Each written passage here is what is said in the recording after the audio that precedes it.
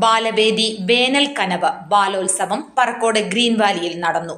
CPI Parakode east local committee secretary K സുരേഷിന്റെ അധ്യക്ഷതയിൽ ചേർന്ന സമ്മേളനം ഡെപ്യൂട്ടി സ്പീക്കർ ചിറ്റയം ഗോപകുമാർ ഉദ്ഘാടനം ചെയ്തു. സിപിഐ സംസ്ഥാന കമ്മിറ്റി അംഗം സജി അനുമോദന പ്രസംഗവും മണ്ഡലം assistant secretary professor R Sankaranarayanan മുഖ്യപ്രഭാഷണവും നടത്തി. അഡ്വക്കേറ്റ് ജയൻ, ആർട്ടിസ്റ്റ് സതീഷ് എന്നിവർ ക്ലാസ് എടുത്തു.